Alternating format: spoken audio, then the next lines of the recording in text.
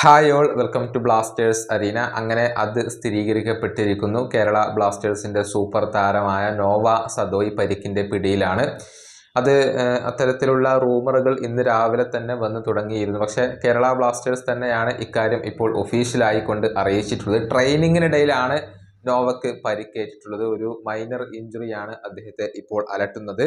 ഏകദേശം 2 ആഴ്ചയോളം അദ്ദേഹം പുറത്തിരിക്കും എന്ന കാര്യം ഇപ്പോൾ കേരള ബ്ലാസ്റ്റേഴ്സ് ഒഫീഷ്യലായി കൊണ്ട് തന്നെ അറിയിച്ചിട്ടുണ്ട്. അത് ബ്ലാസ്റ്റേഴ്സിനെ സംബന്ധിച്ചിടത്തോളം വളരെയധികം തിരിച്ചടി ഏൽപ്പിക്കുന്ന ഒരു കാര്യമാണ്. എന്തെന്നാൽ ചില പ്രധാനപ്പെട്ട മത്സരങ്ങൾ അദ്ദേഹത്തിന് നഷ്ടമാകും. മോഹൻ ബഗാനെതിരെയുള്ള അടുത്ത മത്സരത്തിൽ നോവ ഉണ്ടാവില്ല എന്നുള്ളത് ഉറപ്പായി കഴിഞ്ഞിട്ടുണ്ട്. അതിനുശേഷം FC ഗോവക്കെതിരെ ഒരു മത്സരം കേരള ബ്ലാസ്റ്റേഴ്സ് കളിക്കുന്നുണ്ട്. ആ മത്സരവും അദ്ദേഹത്തിന് നഷ്ടമാവാൻ തന്നെയാണ് സാധ്യത.